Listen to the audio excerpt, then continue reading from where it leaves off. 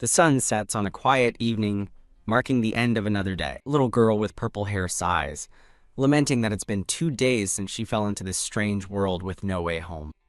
Alone in an alley, she clutches her stomach and wails, overwhelmed by hunger. Resigned to her fate, she decides that if she can't go home, she must find a way to survive here. After dusting herself off, the tiny girl bravely walks into the bustling city street, a small figure among giants. With a dingling of the bell, she marches purposefully into a cafe. The girl confidently asks a startled employee, "Are you still hiring assistants here?" She makes her pitch with sparkling eyes, offering her cleaning and serving skills in exchange for a place to stay. The woman crouches down, gently questioning if this is a game, but the girl earnestly insists she has no parents and desperately needs a home. The woman asks the little girl to wait for a minute and walks away, leaving the child looking worried. But as the woman walks away on the phone, the girl overhears her mention abuse and sending her to an orphanage, and the door slams shut on her hopes. The woman turns back from her call, only to find the little girl has vanished. The girl flees in terror, confused by this world's strange customs and wondering what magical item the woman was holding. Her escape is interrupted by a sound. A couple has found a kitten in a box, and the woman immediately wants to adopt it. After some convincing that the kitten is pitiful, the man relents, and the little girl gets a brilliant idea. A quiet moment passes as white flowers bloom in the night. Following the kitten's example, the little girl climbs into a box marked, "Bring me home," and waits, startled when she hears someone approaching. A man with dark hair and a lollipop stops in his tracks, utterly bewildered as the girl pops out of the box asking, "Can you bring me home?" In this strange, starlit moment, the two lock eyes, a universe of confusion between them. The man is so flustered he can only let out a dumbfounded "ha." The girl beams, now in a box that says, "Please take me in," leaving the man even more confused. He glances at his phone, completely lost, as the girl hopefully watches him from her cardboard box. She looks up at the towering figure before her, her little world confined to a box at his feet. The man sweats, utterly baffled by the situation and wondering what on earth she's talking about. His mind jumps to conclusions, assuming the dirty child is a runaway orphan. In a flashback from Delisa's memory, the purple-haired girl sits alone on a bench, her stomach growling from hunger. Her thoughts are interrupted by a faint meow nearby. She watches a couple discover a cat in a box on the sidewalk. The couple debates taking the cat. The woman insists they should because it's pitiful, and the man finally caves. Delise watches them walk away with their new pet, a plan forming in her mind. She realizes that if she's pitiful enough, someone might just take her home too. With a flash of inspiration, she knows exactly what she needs to do. She hunkers down in her box, trying to look as pitiable as possible. Looking up at the dark-haired man with teary, sparkling eyes, she lets out a soft meow, leaving him completely stunned. The man smirks, convinced this is just an elaborate scam by a beggar using a kid. Deciding not to be fooled, he turns to leave, but she panics and yells, "Don't go." She stands and rushes forward but trips out of the box. The man turns back, his expression suddenly serious. Crying, she tells him she's been waiting all day, introducing herself as Delise, a witch from a magical world. She explains that days ago, she touched a magic array by mistake, and now she's trapped, unable to return to her own world. With nowhere to go, she was forced to sleep in a cold alley, hoping for a miracle. She reveals he's the only human she has crossed paths with, remembering the moment she first saw him in the crowd. She recalls that his scent was comforting, but he disappeared before she could reach him. So she decided to wait right there, hoping he would come back. After hearing her entire unbelievable story, the man simply listens, contemplating her words. With eyes full of hope, she asks, "Are you willing to take me in now?" He shatters her hopes with a firm and repeated no. He dismisses her story as lies and decides to call the police, causing her to collapse in despair. But then he notices she's bleeding. Suddenly, a loud growl erupts from the man's stomach, making him blush. Delise looks up and says, "I'm really hungry." Her words trigger his conscience, and his guilt levels skyrocket. Defeated by his own uneasy conscience, he finally gives in. "I'll take you home." Overjoyed and bursting with excitement, Delise's entire world lights up. She beams with pure happiness, sitting contentedly beside her new, reluctant guardian. As they walk, Delise eagerly lists all her helpful skills, from witchcraft to catching lizards, but the man is completely unconvinced, wondering what he just signed up for. Her talk of magic triggers a forgotten memory of his childhood, when he excitedly told his mother he wanted to become a magician to protect her. He remembers his mother's gentle smile as she encouraged him, telling him she believed in him. But the sweet memory sours, flashing to his mother dying in a hospital bed as he sobs helplessly beside her. He recalls her trying to soothe him, saying she was just sleepy, while he cried that she was a liar who would never wake up. With her last breath, she begged him to live well and not end up alone, right before the heart monitor flatlined. The flashback ends with his desperate, heartbroken cries for his mom. He jolts awake from the nightmare, tormented by the painful memory and the fact that no magic could save his family. As a new day begins, he reflects on the dream, realizing it's been a long time since he thought about his past. Getting out of bed, he dismisses the dream as a side effect of Delisa's talk, musing that all kids fantasize about magic. He walks into the living room, thinking it's a shame magic isn't real, but his thought is cut short by a shocking sight. A cheerful Delise greets him with a good morning, announcing she's tidying up the room for him. He stands there, completely baffled, a giant question mark hanging over his head. He tries telling himself it's just a dream, but a loud crash snaps him back to reality as things start falling from the ceiling. Peeking out from behind a wall, Delise sheepishly admits, "Oops, I made a mistake." With a whoosh, everything in the room goes flying, but he only has one priority: diving across the floor to save his gaming controller. Clutching his controller, he kneels before her and finally asks, "Are you really a witch?" Her face lights up as she eagerly replies, "Yeah, look." With a flick of her wand, she conjures a flurry of adorable, fluffy creatures out of thin air. The sight completely shatters his worldview. Smack! He finally accepts the unbelievable truth. She really is a witch. He looks at the girl and her magical menagerie, realizing he can't possibly take her to the police now. How would he ever explain this? And besides that, he looks around at the chaotic, magical mess she's made.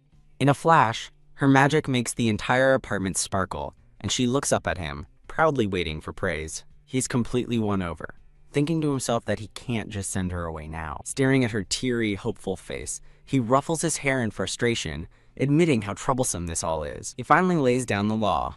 "All right, Delise, you can stay until you find a way home, but you can't disrupt my life." She couldn't be happier, nodding enthusiastically, just grateful to have a place to stay.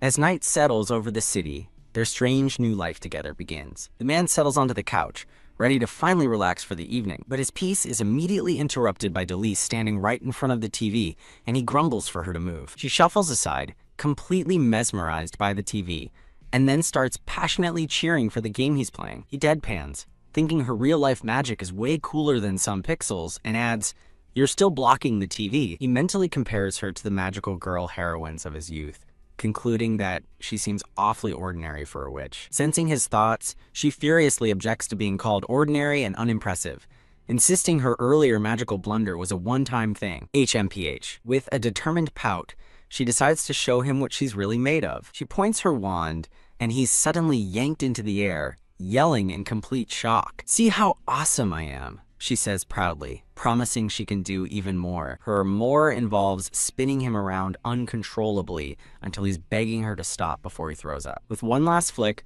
she lets him crash back down onto the sofa. She gives a sheepish smile, apologizing and admitting that people back home also said her skills needed work. Dazed and dizzy, he quickly agrees she's the greatest, but his mind gets stuck on one detail. Who are they? He pats her on the head, telling the little monster it's time for bed, so he can finally have some peace. Delighted by the fatherly gesture, she happily agrees to go to sleep right away. It's only then that the inexperienced adult finally realizes a crucial detail he's overlooked. The child is filthy and needs a bath. In a panic, he stops her, explaining she needs to bathe, but he doesn't have any clothes for her, and desperately asks if she can magic some up. When she admits she can't create clothes with magic, he sarcastically mutters about what an amazing witch she is, catching himself before he says it out loud. In response, the adorable purple-haired girl raises her hand, cheerfully announcing, "Here." Looking sharp, Ozzy relents and promises to take her out for new clothes tomorrow.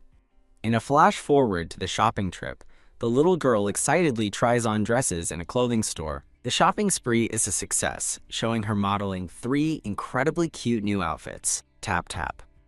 Azay stands at the counter, ready to pay for their haul. He pulls out his phone, and the pending payment is a whopping $4,850. His chibi self screams at the price, which he notes is more than his gaming setup, while a very happy Delise celebrates her new clothes and a place to stay. The payment goes through, and as a defeated Ozzy takes the bags, the clerk cheerfully tells him to come back soon. In her new bunny-eared hoodie, Delise beams, looking absolutely precious. Now outside, Ozzy looks around and wonders where they should head next. He smiles gently, suggesting they go home and asking if she's tired. She looks up at him with pure joy, and he watches her with a complex, thoughtful expression. While walking, he muses on how happy she is over a few clothes when suddenly he's alerted by a cry, "Ah, my bag!" Room. Motorcycle thief speeds off, leaving a woman sprawled on the pavement. Ah. Z rushes to help the woman as Delise bravely declares she'll get the bag back right away. She whips out a magic wand, summoning a purple chain as Ozzy stares in utter disbelief. Delise gives him a smug little look while he has a complete, "What is happening?" meltdown. The woman just laughs, thinking the kid's magic trick is cute. Z plays along with a forced laugh, but quickly pulls Delise aside to whisper yell that she can't use magic in public. Hearing a news report about the robbery, Delise clenches her fists, determined to snatch the bag back for the nice lady. Swish! Yank! She tries to dash off, but Azza yanks her back by the hoodie, pointing out that two little legs can't outrun a motorcycle. Delise panics that the thief is getting away, and as everyone looks around helplessly, a tiny creature appears, screaming at the evil thing to stop. Thinking fast, Ozzy puts their shopping bags in a bike basket, plops Delise on the back, and tells her to hold on tight as they pedal furiously away. Wow! Delise's eyes sparkle with excitement as she grips his jacket and yells, "Let's go!" As they give chase, Ozzy starts to regret his life choices, wondering why he's trying to catch a motorcycle on a bicycle. Delise notices he's getting tired and wants to help. She remembers his warning not to use magic outside, but then has a sneaky idea. If no one sees it, it doesn't count, right? Hiding behind his back, she secretly begins to cast a spell with her wand and card. Suddenly, Ozzy feels a surge of power as the bike is enveloped in magic and shoots forward at full speed, leaving him bewildered. The thief turns back to mock them, but is horrified to see a super-powered bicycle bearing down on him, sending his helmet and the stolen bag flying. After their victory, a dizzy Delise and an even dizzier, flattened-out creature celebrate their success. A cute cartoon shows the thief being promptly arrested by two bunny-eared police officers. Z clutches his aching shoulder, scolding Delise for using a dangerous spell that hurt him too, but she just smiles sheepishly, admitting she might have overdone the speed. After returning the bag, the grateful woman bows deeply, as a tired Delise rests against Ozyr's back. He reflects that while her magic is chaotic, it all worked out in the end, and he gently pets her head. Buzz, buzz, buzz! His phone starts vibrating, and he pulls it out to check. He sent a message to a Miss Chen, inviting her to a new tea place his friend recommended. Looks like someone's got a date. She happily agrees to meet him after work tomorrow, and he confirms their plans. Later, he tells Delise he has a blind date the next day and strictly forbids her from using magic or making a mess while he's gone. Delise looks up, confused by the term blind date, but understanding that Aze is going out. A brilliant idea sparks in her eyes. This is the perfect chance to repay her benefactor. A close-up captures her gleaming, determined expression. With Ozzy gone, Delise decides to surprise him by cleaning the whole house. She stands with her wand at the ready, a mischievous grin on her face. Whoosh! With a flick of her wand, magical vines begin to tidy up his clothes. Delise floats gleefully through the air, somehow wearing one sandal and one slipper. The camera focuses on a single, perfectly clean potted plant. The cleaning complete sign is a little optimistic, as the room is now covered in tiny dust sprites, messily folded clothes, and a very wet floor. Exhausted from her cleaning, Delise decides to watch cartoons, but as the hours tick by, she grows bored and lonely, waiting for Azi.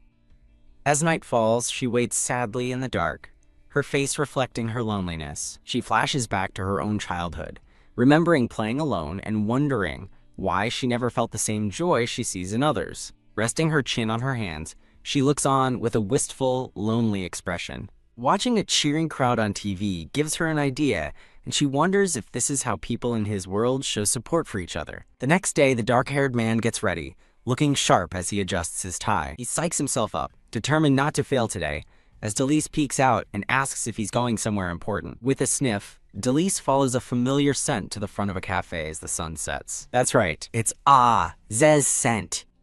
She follows it inside, peeking through the door. Her eyes light up with a massive smile as she spots him and joyfully declares, "Found him!" Ready to be his #1 fan, she pictures herself as his cheerleader, while elsewhere, a woman with pink hair looks flustered. Inside, Ozzy is on a date with the pink-haired woman, Miss Chen, who starts coughing, and he tells her to drink slowly, unaware that Delise is spying on them.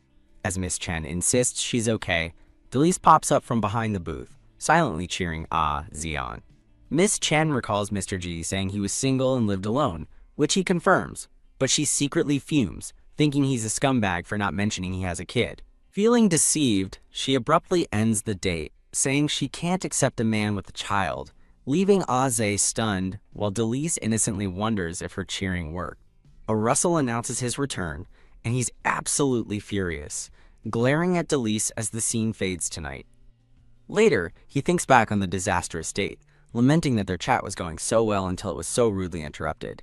He storms off in a huff, while a clueless Delise happily skips along behind him. With a freeze, he finally stops and yells for Delise, who has apparently been trying to physically restrain him from leaving. To make it up to him, she sweetly offers him a gift, saying, "Here." Beaming with pride, she presents him with a handmade cheering banner. Back home, his anger returns when he finds the laundry he left out to dry is still soaking wet, and he accuses Delise, who just giggles. Suddenly, he opens a door, and with a whoosh, he slips on something and goes down with a thud. He finds himself tangled in a falling plant, completely stunned as leaves rain down around him. Collapsed on the floor, he looks up in horror and asks if this was her doing too, as she smiles and holds his arm.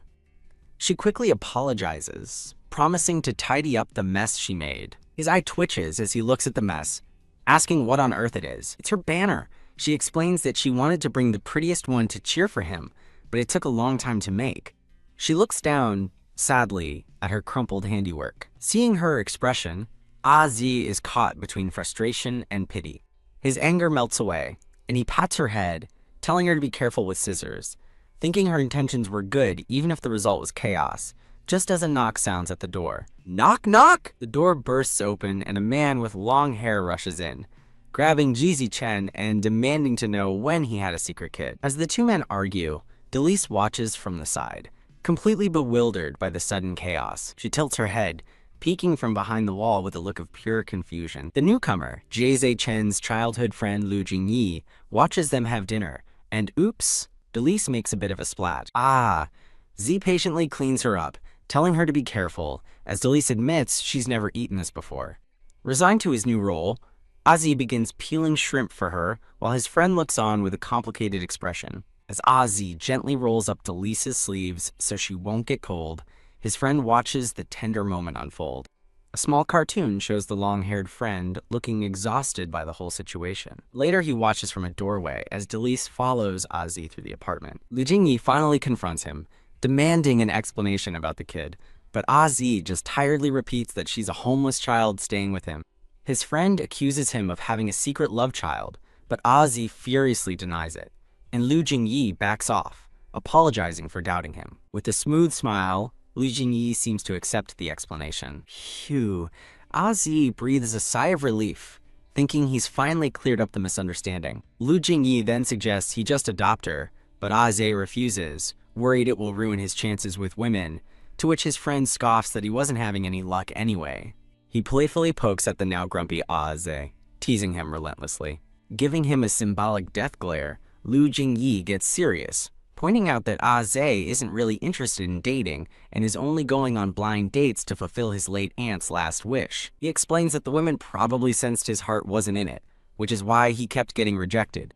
Lu Jingyi continues his lecture, pointing out that despite his claims, Ozzy is surprisingly good at being a dad, showing examples of his caring behavior. Meanwhile, Delise looks on, cute and innocent in a new frilly dress.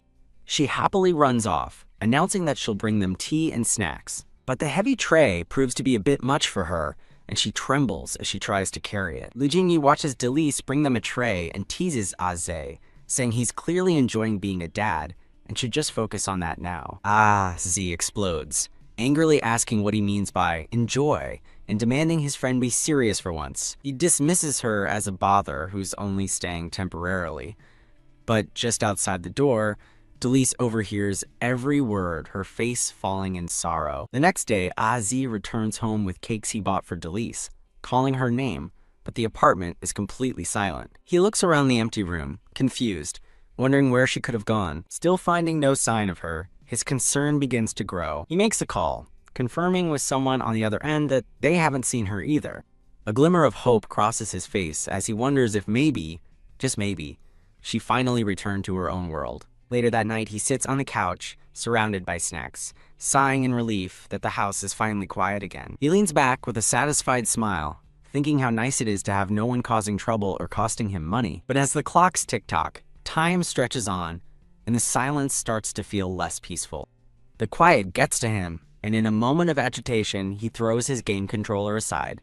Clutching his head, he feels a wave of unease, wondering what's wrong with him. His eyes fall on the cake box, and he remembers Delise's pure joy, realizing he bought it just for her. He notices her little things around the apartment, her clothes in the laundry, her toothbrush by the sink, and the emptiness hits him hard. Tossing and turning in bed, he can't find sleep, as the tick-tock of the clock echoes the loneliness in the room. His inner angel and devil argue. The devil tells him to forget her, while the angel worries about her being so young and alone. His devil side insists this is what he wanted all along, so he should just be happy about it. But his angel side can't stop worrying, picturing her out in the cold rain all by herself. The angel finally lands the winning blow, asking if he could live with the guilt if something terrible happened to her, leaving his devilish side speechless. With a shower of pouring rain outside, he makes his decision, throwing off the covers and grabbing his coat to rush out into the night. Meanwhile, Delise sits alone in the downpour, holding a bundle of sticks as her little magical sprites float sadly around her. In a cute illustration, she directs her sprites to build a small shelter out of the twigs she gathered.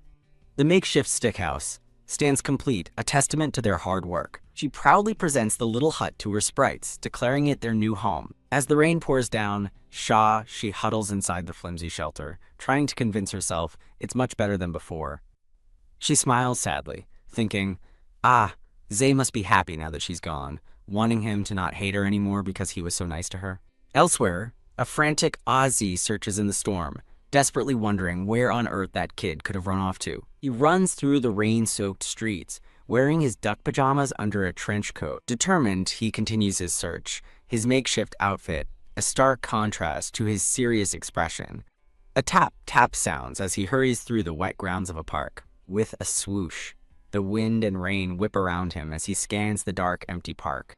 A close-up reveals his rain-drenched face, his eyes filled with worry and resolve. He spots a faint glow and recognizes her little sprites, wondering if they're trying to lead him to her. Following the trail of glowing creatures, he runs through the wet grass, getting closer. He finally finds her tiny stick house and calls out her name, Delise. She cautiously crawls out, surprised to see him, and he immediately drapes his warm coat over her shivering shoulders. He asks why she came here, and she looks up with innocent eyes, wondering if she simply hadn't run far enough away. His heart sinks at her words. She tells him to pretend he never saw her, and promises to go even farther away once the rain stops. Stunned, he tells her that he never actually asked her to leave. She smiles, admitting she overheard his conversation but says it's okay, leaving him looking utterly devastated by his own words. In a heartbreaking flashback, she remembers being called unlikable and a troublemaker, just like he had called her. His own traumatic memories surface being yelled at by his father,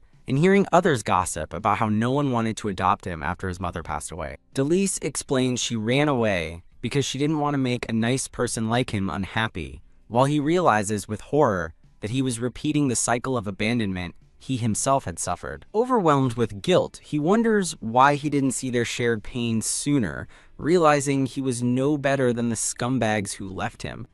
He gently pats her head. His friend's teasing words echo in his mind, now taking on a new meaning.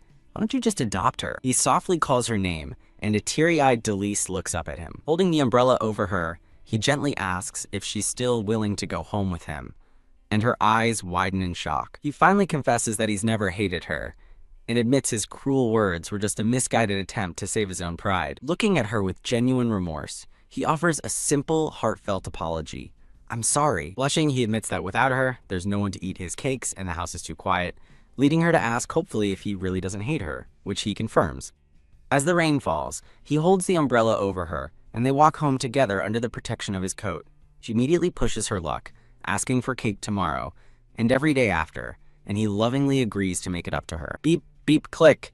Arriving home, he teases her about being insatiable before telling her to go take a hot shower so she doesn't get sick. Elsewhere, a mysterious woman with long dark hair wonders why the child has returned, ominously calling her a prophesied crisis. In a cute aside, Delise finally notices the chick pattern on the towel and has a moment of pure confusion. He gently tells her not to stay in the rain, asking her to come home with him, and her teary eyes fill with hope. Her face absolutely lights up with a radiant, joyful smile.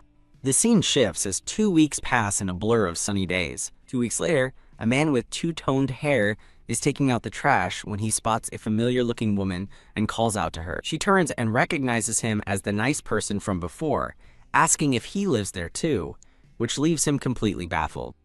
A blurry flashback shows him helping a woman who had fallen, jogging his memory. He finally recognizes her, and she introduces herself as Tang Yuning, a new teacher who just moved into the neighborhood. He remarks that kids seem too clingy, which triggers a cute cartoon of Delise following him around like a shadow ever since she came back. The cartoon continues, showing him losing his mind as she even tries to follow him into the bathroom. The teacher wisely suggests that a clingy child might just need more security and time, giving him an idea. Later that night, the quiet tap, tap, tap of a keyboard fills the apartment. He sighs, wondering how to spend more time with her, and finds his answer in an online article promising guaranteed success for new fathers. He discovers a list of 101 things you can do to be a good dad, and thinking it's not bad, decides to give it a try. The next morning, a sleepy Delise wanders out to find Ozzy already up and attempting to cook in the kitchen. She peeks over the counter at the pixelated, burnt mess on the plate and hilariously asks if he's refining medicine. And with that, the first item on his list, cook a homemade meal, is crossed out as a total failure. Undeterred, he moves on to the next task, reading her a fairy tale, chuckling as the prince kisses the princess. He continues reading but can't help critiquing the story, muttering that the queen's poison apple wasn't strong enough, which shocks Delise right before she falls asleep. He immediately panics, realizing he probably shouldn't have said that part out loud. Item number 2, read a bedtime story, gets a big red X. So much for sweet dreams. His third attempt, making crafts together, ends in a comical disaster of collapsing wooden blocks. His other fatherly attempts, like doing her hair, prove to be equally catastrophic failures. All of his weird new efforts have left Delise completely exhausted and wondering what's gotten into him. Defeated, Ozzy collapses onto the couch, wondering why being a good father is so hard and feeling like he should just give up. Delise watches him from afar, her expression filled with quiet concern. She finds him lying on the couch like a deflated fish and asks what's wrong, and he miserably confesses that his plan to be a good father failed. Though she's confused by what he means, seeing him so depressed gives her a brilliant idea. She excitedly points to an amusement park on TV, declaring it the happiest place on earth and suggesting they go so he won't be sad anymore. As she tries to cheer him up, he remembers that going to an amusement park was on his list, a task he's actually equipped to handle. His energy completely restored, he beams and promises to take her the very next day. With a confident nod, he's ready to finally succeed on his quest to be a good dad. The scene shifts to a bright and cheerful amusement park, promising a day of fun. Reconfirming his plan with a bright smile, he tells her they're going tomorrow for sure. A title card appears, marking the beginning of their amusement park adventure. They arrive at the gates of Fantasy Amusement Park, a place where happiness is guaranteed. Wow! Delise stares up at the magical castle entrance, her eyes wide with pure wonder. He holds out his hand with a warm smile, promising to give her the happiest day ever. Click, grasp, he buckles them in and gets them ready for their first adventure of the day. They hop into a bumper car, and as the countdown begins, he gives her a mischievous grin, promising to show her how it's done. He immediately floors it, driving with chaotic glee as she screams with a mix of terror and delight. On the roller coaster, their roles are reversed. Delise is having the time of her life, while Ozzy looks like he's about to see his life flash before his eyes. While waiting at a food stand, he playfully places a pair of cute bunny ears on her head. He watches proudly as she happily hops around, overjoyed with her new accessory. As he watches her dance with pure, unbridled joy. A warm and genuine smile lights up his face. Their next stop is a balloon dart game where Delise hopefully eyes the wall of prizes. With a confident smirk, Ozzy holds up a dart, ready to impress her with his aim. Whiff! His first throw misses by a mile, leaving his chibi self completely stunned. Miss, and miss again! He fails to pop a single balloon as a tiny cat silhouette trembles in the corner. The sweating employee awkwardly hands over a stitched-up bunny plush as a participation prize. While he's dying of embarrassment, Delise happily hugs her new toy, and he quickly insists he has other plans anyway. His good dad list reminds him to protect a scared child, so he takes her hand and leads her toward the haunted house, vowing to protect her. He assures her it's just a kid's ride. But then, boom! A ghost jumps out and immediately trips, face-planting, hilariously. The ghost actor tries a weak boo from the floor, but Delise just stares, completely unimpressed. Realizing his plan to be the brave protector has failed miserably, Ozzy's cartoon self turns to stone. Back in reality, he pinches the bridge of his nose, utterly defeated by his series of failures. As they walk through the park, he spots a vendor selling milkshakes, and a new idea sparks. Seeing Delisa's hopeful gaze, he decides they absolutely have to get ice cream to make the date perfect. He tells her to wait in a long line, promising he'll be right back with the treats. While waiting alone, Delise watches another parent holding their child's hand, feeling a pang of loneliness. Just then, a bald man and his young son brazenly cut in line right in front of her. As the crowd murmurs about the rude line cutter, the boy swings his toy around and smack! He hits Delise right in the face. Ow! She cries out, holding the red mark on her forehead in pain. The boy dismisses her, saying it was an accident, and his father calls her fussy right as Ozzy returns and asks what he just said. Holding 2 drinks, Ozzy approaches with a chillingly calm aura, asking if there's a problem with his daughter.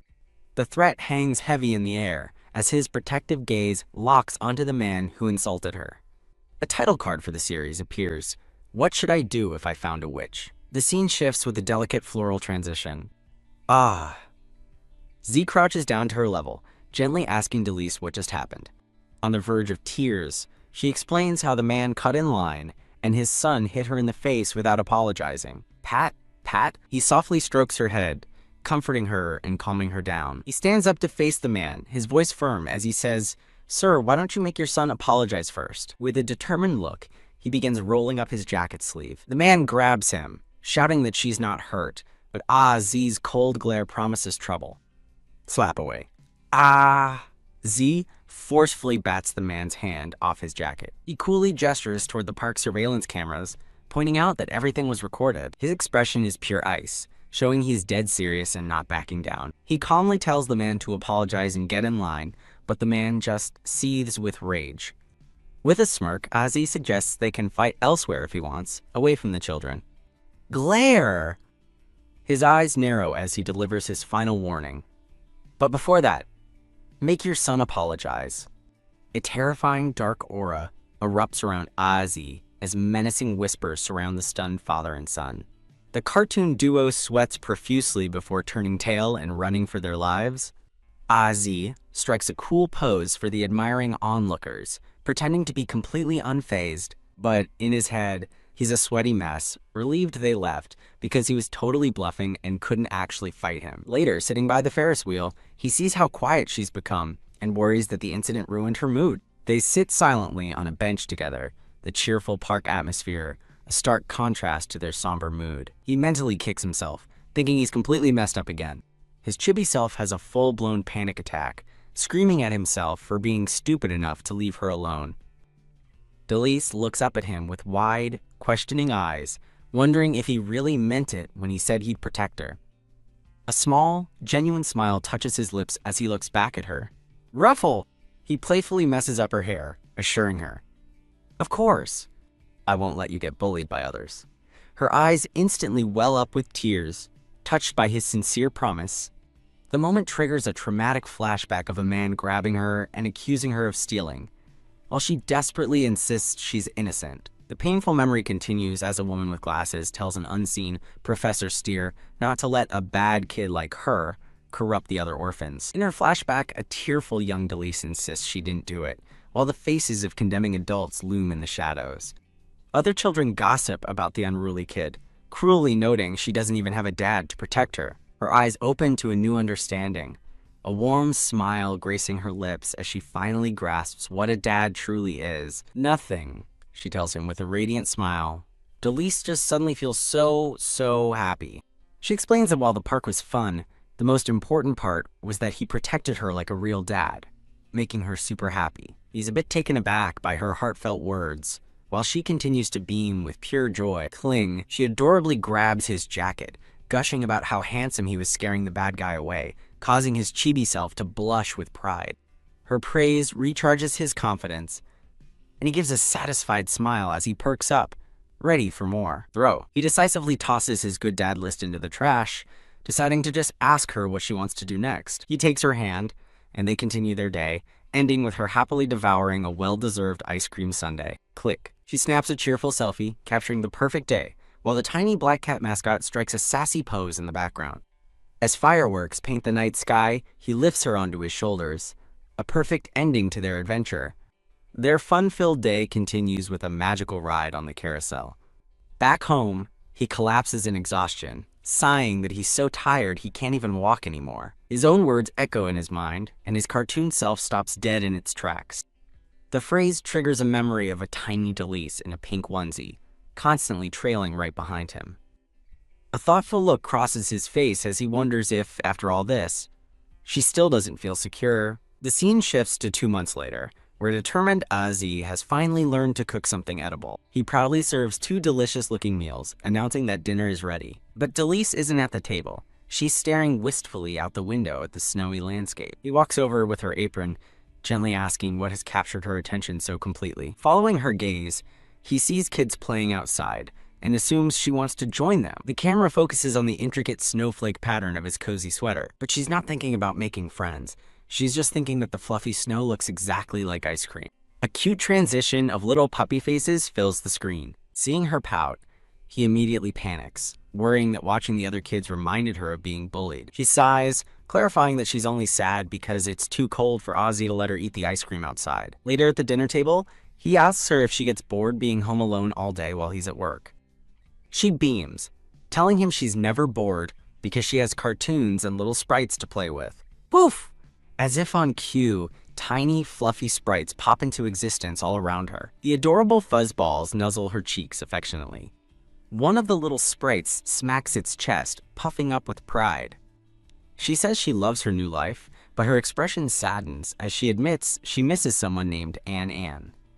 He looks up, confused by the unfamiliar name, and asks who Ann is. She explains that Ann is her best and only friend, a boy she met in the forest with an injured tail. He pictures a cute, stray wolf cub she must have befriended. Feeling a bit of concern, a flashback reveals an Ann as a small boy with wolf ears and a tail, whom Delise tried to help, but he was too wary to let her get close. She persisted, and the shy boy blushed as she magically healed his injured tail. She reveals that an Ann got hurt fighting a black bear for food, which completely shocks Z. His jaw drops as his imagination shifts from a tiny wolf pup to that same pup fighting a massive, ferocious bear. That's no ordinary animal, she continues, her voice filled with concern, saying that her kind friend and Ann is being bullied. He sighs, a bead of sweat on his brow, processing the fact that her only friend is an animal, and a super-powered one at that. His worried expression shows he's taking this new information very seriously. Delise explains that because Ann was also an orphan, the mean director wouldn't let her bring him home, so they had to meet in secret. The flashback shows the 2 children sharing bread in a sunlit clearing, a precious moment of friendship. Her spoon droops as she sadly concludes that an Ann must be lonely now that he can't find her. A look of determination flashes in his eyes. With a reassuring smile, he tells her not to be sad, promising to take her out to play after she finishes her meal. He clearly has a plan. As Delise tilts her head curiously, Z decides she needs to make friends and resolves to take her to the park. On a snowy day, they walk through the city as he reminds her to be careful. Step, step. Dressed in a cozy red winter coat, she happily stomps through the snow. Tap, tap. A furry paw pads across the snowy ground, getting closer. Tackle. Suddenly, something small slams into Delise from behind, making her stumble right into Ozzy's legs. Wham! The impact is surprisingly forceful. A cute little black wolf nuzzles affectionately into Delice's bag. Delice happily pets the creature as a bewildered Ozzy asks, "An Anne? This puppy is an Anne?" Flustered, Ozzy quickly decides they can talk about her new pet later. He reaches down to help her up, but whack. His hand is violently slapped away. Bang! The confrontation escalates in an instant. In place of the puppy stands the wolf-eared boy, an Anne, who defensively snaps, "Who are you calling a dog? Hug!" He fiercely embraces Delice, growling that he won't let Ozzy touch her. A title card for this series appears once more. The snowy city scene provides a quiet transition, and Anne stands protectively in front of Delice, accusing Ozzy of tricking her into coming to this world. He glares, revealing he can smell magic on Ozzy and knows he's not from their world either. "What were you trying to do by kidnapping her?" he demands, as Delice just blinks in confusion. Delice happily explains, "It was all a misunderstanding. She fell through a magical portal, and Ozzy has been taking care of her." And Anne calms down, explaining that he was worried the orphanage dean had locked her up again. He says he followed her scent from the orphanage to the magical array to find her. Z thinks to himself. He says he's not a dog, but that's one heck of a nose. Delice beams, telling an Anne how awesome he is for finding her. A blushing Anne shyly dismisses the praise. He grabs her hand, saying they should return quickly while he still remembers the portal's location. Z's face falls in shock. "Return." Thud. Just as an Anne tries to leave with her, he suddenly collapses onto the pavement. A tiny, panicked Z freaks out. Delice stares down at her friend with wide, worried eyes.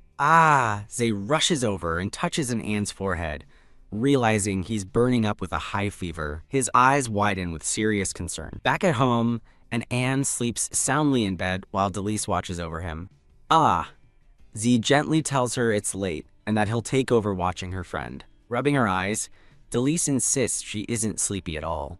He chuckles, reminding her that little kids need their rest as he pats her head. With a final yawn, she agrees, asking him to wake her if an Anne gets up. Asleep, an Anne mumbles a promise to always protect Delice. Z smiles, touched by the boy's determination to act strong even while sick. The next morning, Delice finishes her breakfast and announces she's going to check on an Anne. Zai watches her go with a somber, pensive look.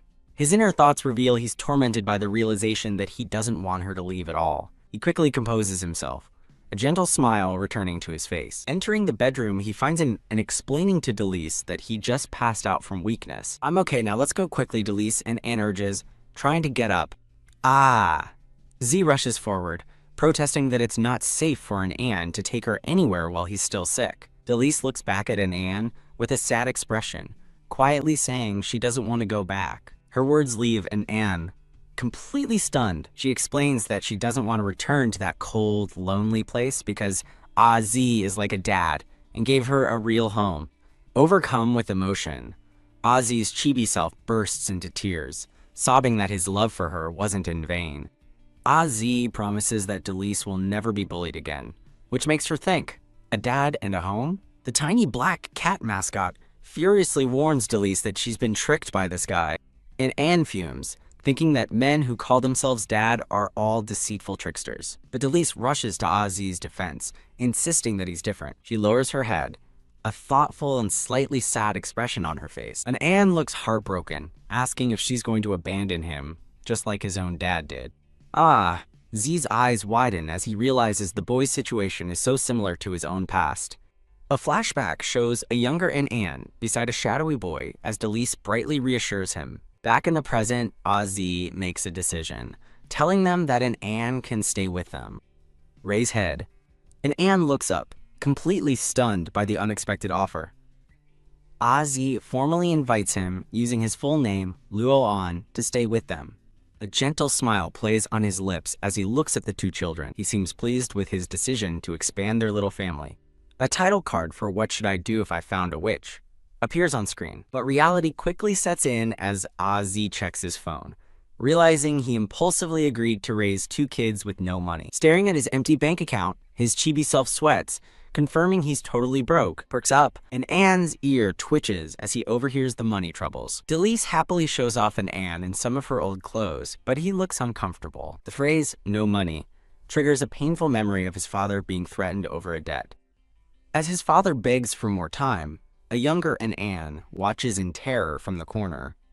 In a desperate move, his father grabs him, offering to sell his own son to settle the debt.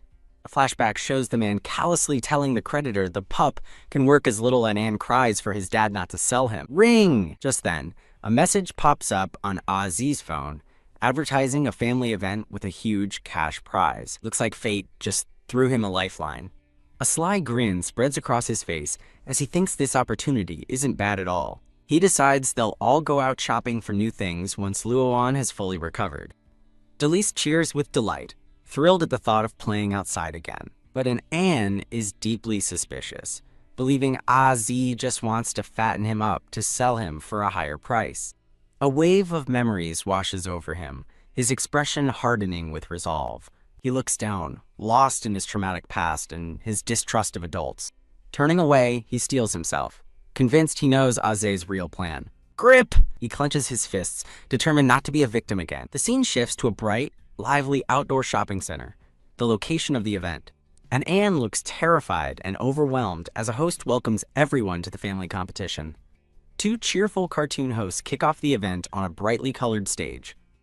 The crowd roars with excitement, but Anne's tiny chibi self is just completely bewildered. Aze's chibi, on the other hand, is sparkling with competitive spirit, ready to win. And Delise is right there with him, waving a flag and cheering her heart out. The hosts announce the grand prize and officially declare the start of the event. And Anne's cynical chibi self thinks, I get it, the winner just gets sold for more money. The first challenge is tug of war, where teams are chosen by drawing colored sticks and losers are immediately eliminated. A burly competitor confidently flexes, boasting that his muscles will guarantee victory. And Anne stares ahead, his eyes filled with a mix of fear and determination. Another contestant offers to team up and split the money, but Anne just gives him a death glare, his thoughts racing about losing the prize money. He's convinced Ozzy is only in it for the cash and decides he'll make them lose to expose his ugliness to Delise. Whack! The tug of war begins with Ozzy and a reluctant Anne on the same team. Win! Against all odds, their team wins the first round. Phew. Ozzy is beaming with pride, Delise sees over the moon, but Anne looks completely drained and defeated. An announcement congratulates the winning team as they advance to the next challenge. The games continue with a disastrous two-legged race and a blindfolded ballgame where Ozzy just nails the poor cat mascot. And in Pictionary, Ozzy's drawing is so bad that even the cat mascot doesn't know what it is. A cheerful host in a white mascot costume congratulates three father-child teams, announcing that the next level will test their bond and synchronization. The host explains the rules of the quiz. The kids will whisper answers to him, and the fathers must write down the exact same thing to advance.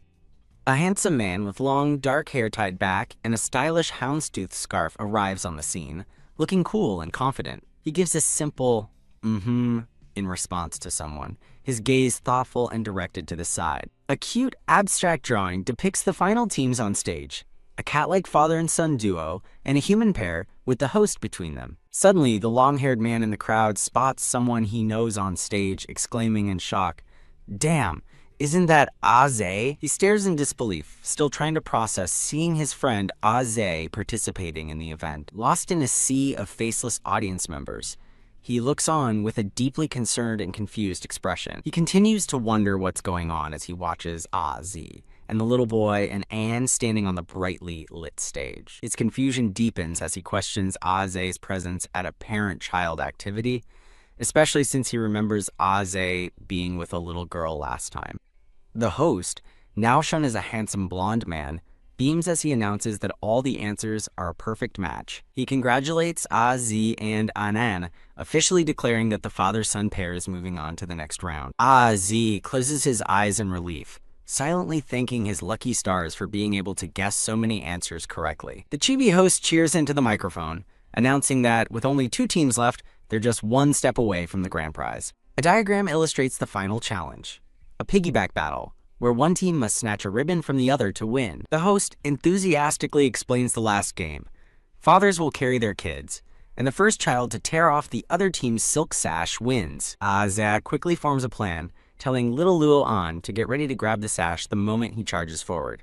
And An looks up with wide, hesitant eyes, nervously questioning if he really has to get on his back. Wah! Without another word, and An leaps onto Ozzy's back with surprising force, now clinging tightly. And An's face is a mix of tears and determination as Ozzy prepares for the final game. The sudden contact triggers a painful flashback for An, who remembers crying for his papa to carry him.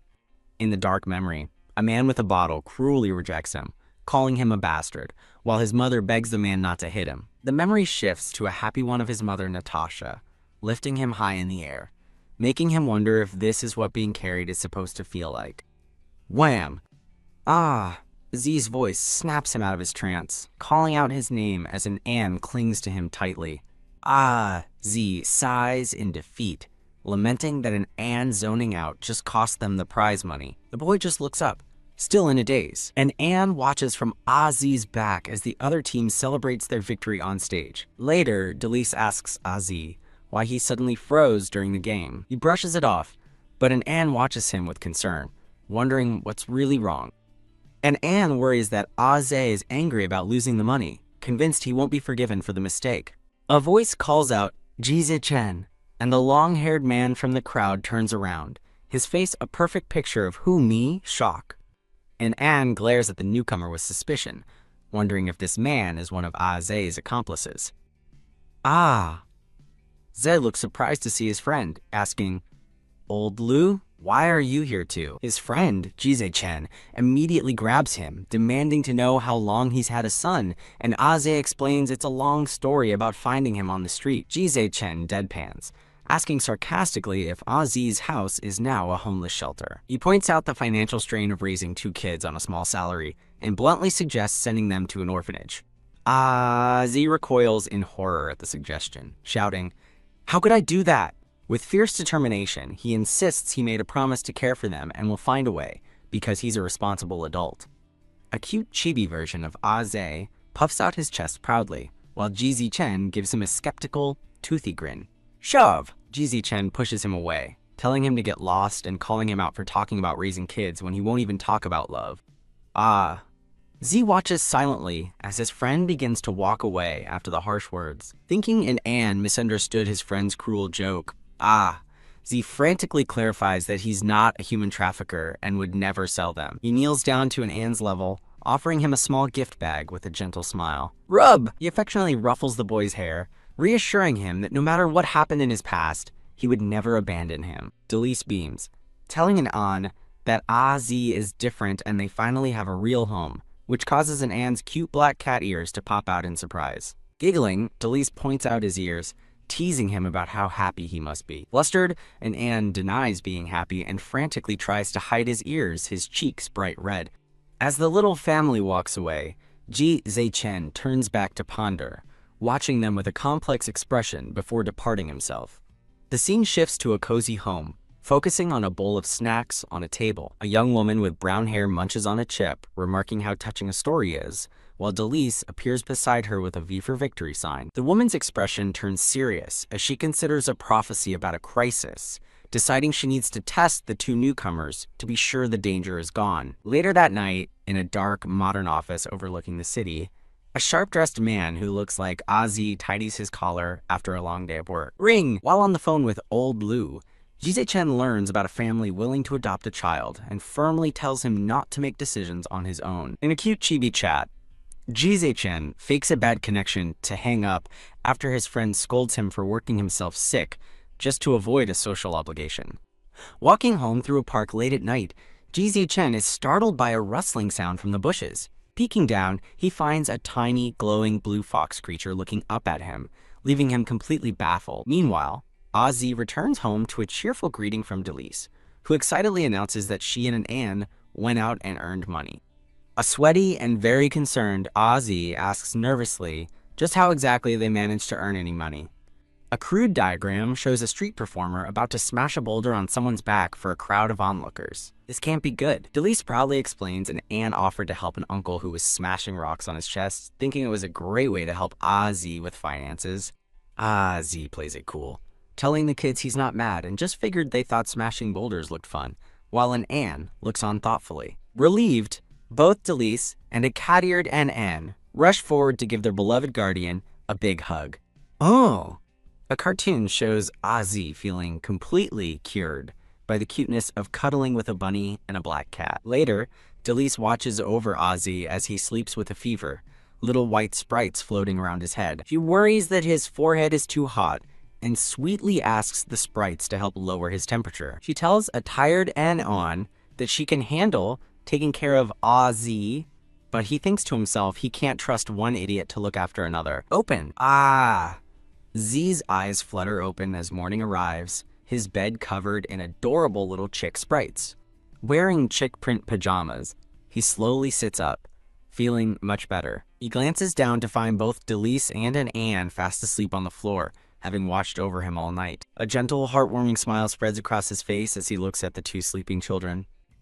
He sits quietly in bed, touched by their devotion, as they rest peacefully by his side. He sends a text to his friend Old Lou, letting him know that he's being taken care of too.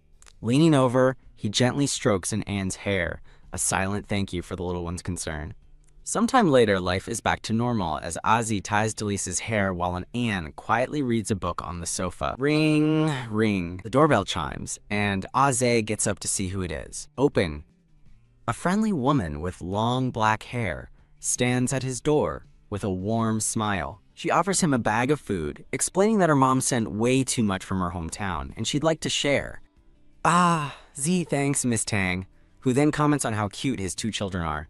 The two stand in the doorway, the atmosphere light and neighborly. Miss Tang lets out a cheerful laugh, asking him to repeat what he just said. Z stares at her in utter shock, blurting out, "A witch? Miss Tang, you're a witch too?" And Anne's eyes narrow with suspicion as he interrogates her about her real identity and her motives for being there. She cheekily dismisses his accusations, wondering if he reads too many detective novels while regretting her flimsy excuse. Delise trusts in Anne's intuition, asking if the woman also fell into their world, but Aze warns them to keep their distance. Dropping all pretenses, Aze confronts her directly, demanding to know what she really wants from them. With a wry smile, she admits her cover is blown and decides it's time to come clean, lamenting her new role as the villain. Plot twist. She pinches an Anne's cheek and calls him a brat for talking back to his godmother, leaving everyone completely stunned. As everyone stares, Ozzy demands to know how she knew his parents, while Delise excitedly asks if she's really his godmother. And Anne calls her a shady person, but the woman feels overwhelmed, asking them to please ask their questions one at a time. She finally reveals the truth. "Your mother, Lin Shiyue, is my best friend." As Ozzy reels from the news, she drops another bombshell. His mother was a witch too, leaving him speechless. She recalls that his mother, Xiao Yue, was an elegant and kind person, a stark contrast to her own personality. Born into the elite Caius clan, his mother's perfection was actually a set of chains that bound her spirit. So she helped her escape to this realm, but their plan went sideways when his mother fell in love. She sighs, complaining that his mom jumped from one fire pit into another by falling for a silver-tongued man, his father. She explains his mother was already sick and badly injured during their escape, and the pregnancy pushed her weakened body to its limit. The devastating truth hits Aze like a ton of bricks. His own birth was the cause of his mother's death. The woman quickly backpedals, insisting that's not what she meant, as an Anne angrily pulls Delise's hair in distress. Now that they understand the godmother connection, an Anne demands to know why she's really here. She explains that people from the Caius clan are skilled in prophecy, and his mother once foretold his future. The prophecy is dire. On his 26th birthday, he is destined to face a life-threatening crisis.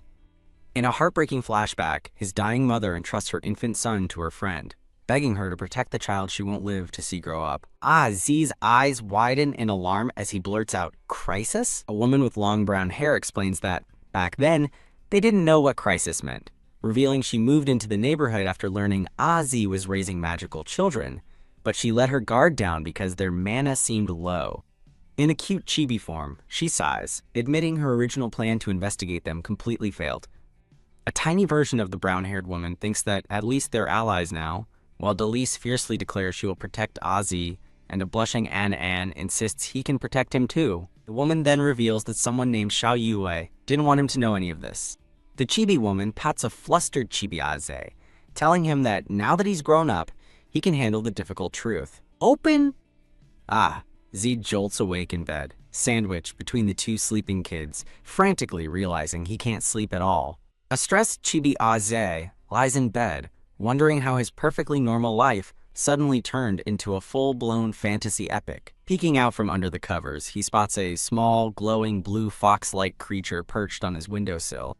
The magical creature sniffs the air, confirming its suspicions. It can clearly smell the lady's magic. Standing atop the city rooftops, it resolves to report back to the Lord Patriarch that they have finally found their lost lady. The mystical blue creature stands vigil on the windowsill, its senses locked onto the unmistakable scent of magic in the air. With a determined gaze over the city, it knows its mission is clear. Return to the Lord Patriarch with the long-awaited news. 2 days later, a weary Aze greets the morning with a simple, "Good morning." The morning sun shines on a peaceful domestic scene, with an Anne quietly reading a book as Delise happily draws at the table. Suddenly, the black cat mascot freaks out, sweating bullets as it spots the brown-haired woman on the couch, and wonders why Miss Tang is there. Azi's chibi self observes them, surprised to see that an Anne and Miss Tang seem to be getting along quite well. A cute diagram explains their bond. Miss Tang is a teacher who loves cute kids, and Delise loves her pretty new big sister.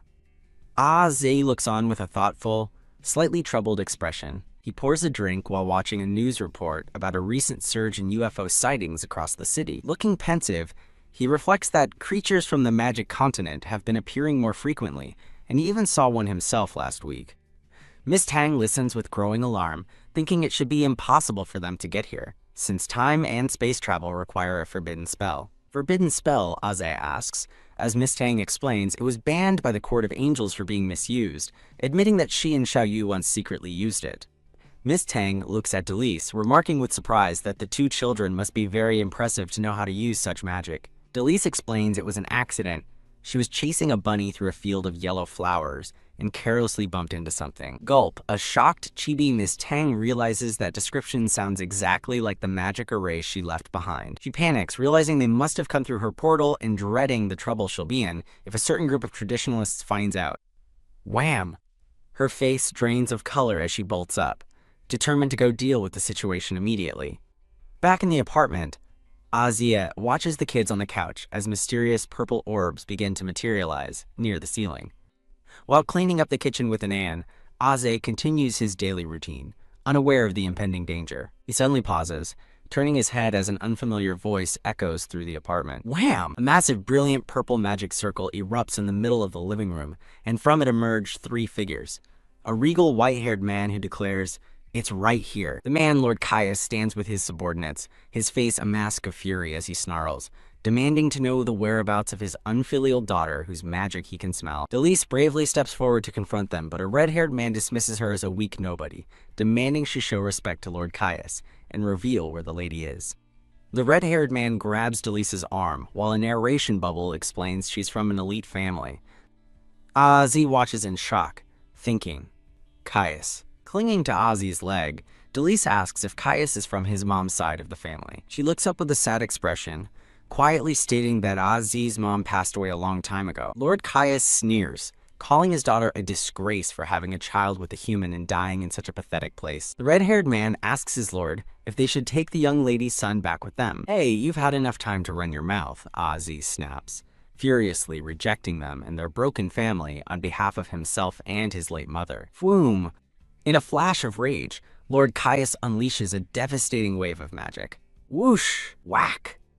The force of the blast sends Delise flying backwards into a chair as Ozzy screams her name in terror. He and Anan rush to her side, their faces filled with panic and concern. Lord Caius coldly declares that peasants don't deserve his family's magic, ordering his men to strip it all away and leave nothing behind. Thump! The red-haired man complies, trapping the trio in a swirl of magic as Ozzy feels a wave of dread.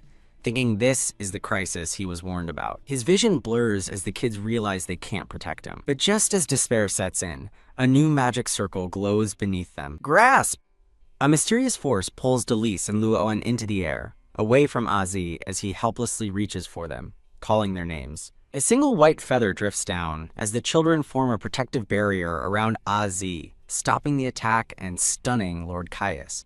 A calm voice echoes through the room, stating that using forbidden magic and attacking mortals violates interdimensional regulations.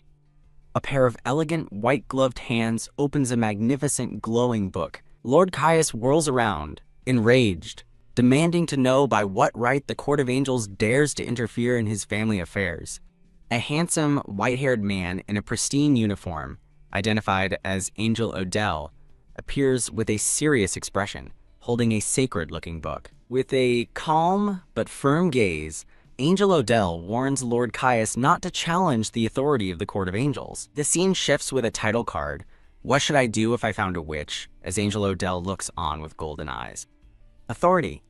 Lord Caius scoffs, dismissing Odell as a mere lackey who has no right to criticize him. Odell counters coolly, stating that while he can't pass judgment, the law can, citing a rule that forbids harming citizens from other worlds. He looks Lord Caius in the eye, questioning if it's worth starting a war over a single human and breaking interdimensional law. Lord Caius argues the point, declaring that Az is his daughter's son and therefore a member of his clan, not an outsider. Wah! Delise calls him out immediately, reminding everyone that he just disowned Azi moments ago, leaving Lord Caius sputtering in anger. Angel Odell lands the final blow, explaining that since Azi can't use magic, he legally isn't a citizen of the magical continent anyway. Tisk! Defeated by his own logic, a furious Lord Caius orders his men to leave, and they begin to retreat through a portal. With the villains gone, Angel Odell stands majestically in the living room as Azi and the kids cautiously emerge from hiding. Overcome with relief, Azi rushes to Odell, grabbing his hand and thanking him profusely for saving them all. The stoic Angel appears as a cute chibi, humbly stating that no thanks are necessary because it's simply his duty.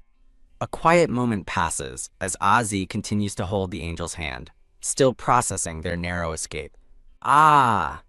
Zay looks up with a confused expression, a big question mark popping up beside his head. He silently wonders why the Angel hasn't left, and Odell explains his mission is to fix abnormalities, specifically the two children. When Azi asks what he means, Odell clarifies that the kids don't belong in this world and must leave, creating a golden magic circle to take them. Turn! As the kids are pulled away, Delise screams that he's a bad angel, and a horrified Azi spins around to stop him. Squish! Grip! Azi grabs Odell's arm, furiously demanding to know why these magical beings always talk to themselves and make decisions for others. Ignoring his outburst, Angel Odell calmly announces their departure, reaching out to complete the spell. Delise lets out a heart-wrenching scream, crying out for Azi. AWWWM. Their hands are pulled apart as the magic intensifies, separating them against their will.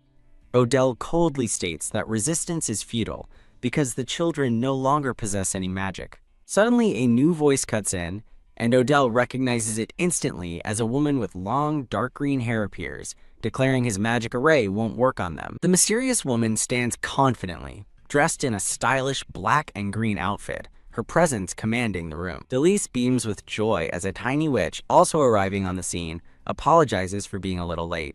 The cavalry has arrived. Stunned, Odell stares at the witch, his composure finally breaking as he recognizes her, whispering, "You Ning?" And Anne has a flashback, realizing Lord Caius' attack didn't take Azi's magic, but instead stripped him and Delise of their powers. Yu Ning smirks at Odell, pointing out that by his own logic, a person without magic can't be considered a citizen of the magical continent. Checkmate, again.